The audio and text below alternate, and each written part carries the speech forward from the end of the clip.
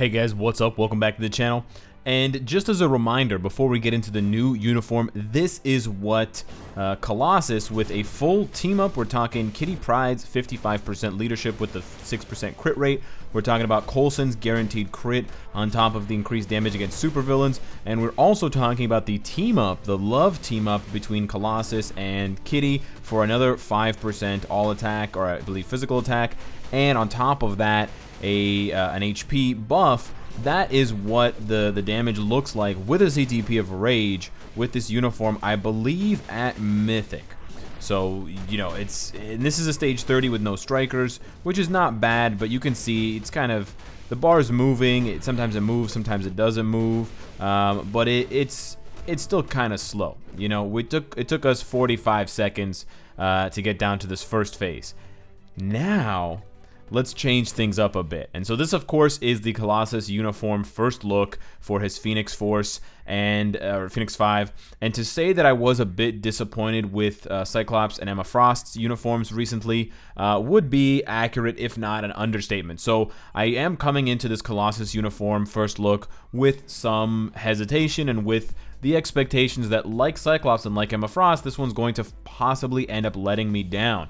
And I don't have it all the way up to Legendary or Mythic like I do with Emma Frost. We only have this one up to Rare. So the first option is, of course, Doctor Strange Ancient One, and then we have the second option being Marvel Black Panther, and then the third one is Spider-Man Civil War. So a little bit more obscure with some of these uniform options, but still all pretty easily farmable, except for possibly Black Panther. That one's a little bit more expensive. As far as the uniform effect, it doesn't do anything new that his other uniform didn't do, except for changing his skills. It does do 5 skill changes, which is nice, and then it technically does 6 skill changes because it adds an effect to his 4-star passive. Now, the 4-star passive may end up being the biggest change of the uniform, and this may be the biggest change for the game in this update, which is kind of a crazy thing to say, but this Peter's Will is pretty insane because it applies to all allies. So all allies on his team will get a minus 50%, so 50% decrease damage received from superhero and supervillain types. So you can read that as a 50% damage reduction.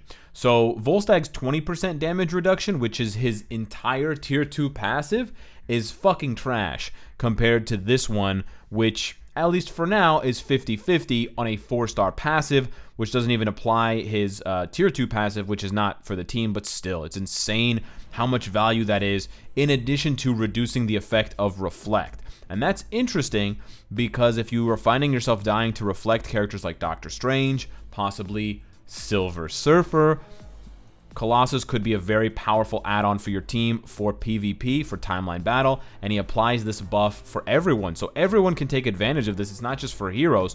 Thanos will get an additional 50-50 decrease, making him 50% tankier, Captain Marvel, Jean Grey, and so on and so forth. So there is humongous application for this effect. Now, of course, before we get into anything else, I do have to say that this video is being brought to you by the Netmarble Star Agent program, which I am a part of, so I thank them for having me on there. And additionally, all of the numbers, all of the stats, all of the effects that you're seeing are not final builds. This is still a test build. This is still beta, so we can't assume, you can't assume that what you're seeing now is exactly what you're going to see in the final.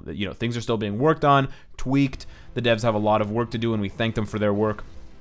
So let's just get into what I'm seeing right now. So we're using almost an identical team up here, except this time we had to swap Coulson over for Ghost Panther. The bonus is that we get the fire damage. The non-bonus, I guess, is that now we lose the guaranteed crit. So the damage might be a little bit worse, but as you can see, the damage is actually absolutely insane. And I tested him out a couple of times, but holy cow, he hits really hard. With multiple skills. So his 5th skill hits a lot harder this time. His 4th skill hits a lot harder. Yeah, and he still has the all defense down on his skills. He has a shorter cooldown actually on his skills now, but you can see he just melts this bar down. He has 2 types of accumulation, and you can see here in the same amount of time that it took him to get down to 11 bars, I can almost kill the boss. We're not actually quite there at killing her, but we're pretty darn close. And look at this damage, it's just crazy. So I'm just being kind of aggressive and attacking her, but we got down to 4 bars Well, I think we're about to get down to 3 bars. No, 4 bars instead of 11. So he's 7 bars faster in the same amount of time. Now, part of that does get taken into consideration for his skills that deal flame damage, where Ghost Panther is buffing him, but it's still physical damage, so you can consider that. But he is losing the 20% guaranteed crit from Coulson, which does affect how often he can trigger his Rage proc. This is a CTP of Rage build, which I do think is now the #1 offensive build for Colossus. So if you're looking for a Colossus that's going to hit like an absolute monster truck, like a Phoenix 5 infused truck, like a truck that's on fire from a cosmic bird, yeah, you're going to want to go with the CTP of Rage. But my build is far from maxed, so Colossus can actually hit a lot harder than this, which is pretty damn impressive. I'm very, very happy with what he looks like right now. Although he has short immunity, 4 seconds on all of these skills, the good thing is his skills have low cooldowns. And I think this is where Netmarble really starts to show that they understand how to build a proper combat character. No, you can't cancel pretty much any skill of Colossus's. As soon as you cancel one of his skills, he goes into one of his other skills. So you lose any of those lingering effects, which is the problem that a lot of combat characters have.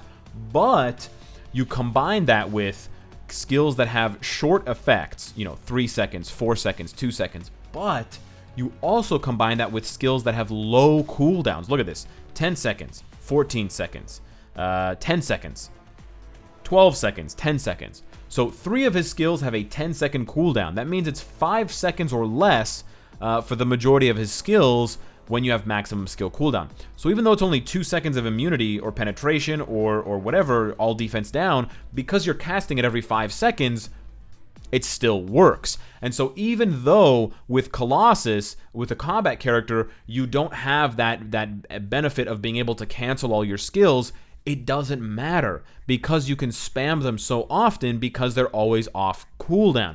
And that's, I think, the perfect balance.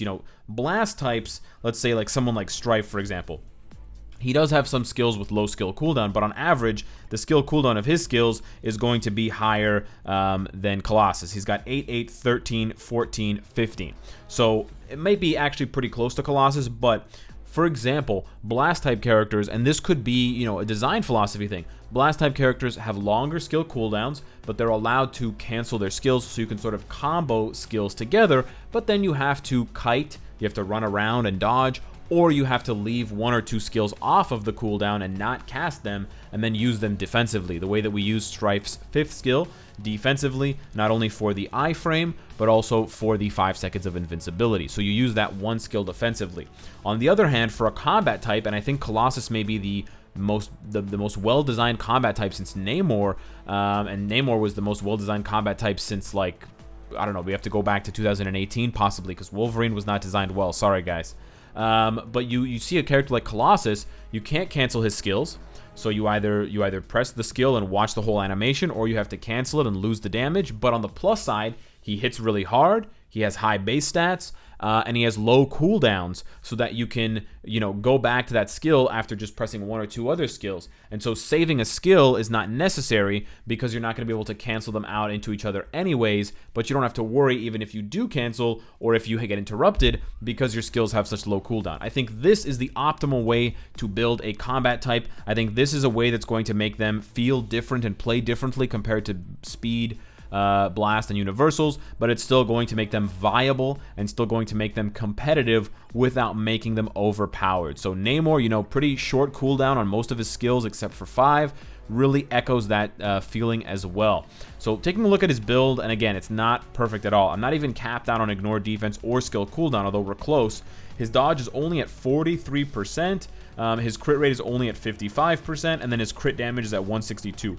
We can go a lot higher, and if I could max out his uniform, we could be getting extra cooldown, we could be getting extra dodge, extra crit. There's a lot that can still be added on, and still he is crushing it. We do have some, of course, Odin's Blessings there, but we also have to slot in a lot of skill cooldown. So you can see I'm wasting a lot of the Uru slots because the Alliance bonus is just not cutting it right now. It's giving us a 0% increase to skill cooldown. So we're missing 14% skill cooldown. We're also missing at the maximum level here. Once we get all the way up to 30, we're missing an additional, 12% crit damage. We're missing 14% or 12% crit rate, and we're missing 12% dodge. That's huge, especially for a CTP of Rage. So this build is not even close to what you'll be able to do even with, a mid-level build for Colossus, and he is absolutely staggering. So I want to do one more thing, and I want to check out how he does against Ebony Maw. I'm curious if the CTP of Rage is going to be the only thing that helps him out, or if the flame damage on his skills is going to help as well. He doesn't have flame damage on every skill. I believe he has it on 3 out of 5 skills, so you are still going to see some ones here and there, but with the Rage proc, with the all defense down, it is possible that Colossus will be able to do pretty much every world boss except for Cull Obsidian. Now, he won't be able to do Cull Obsidian because, of course, he doesn't deal any energy damage, but yeah, you can see when the Rage proc activates, the Rage proc plus the all defense down allows him to flexibly hit for actual real damage. Yeah, you can see the bar does move there. Obviously, it's not going to be optimal.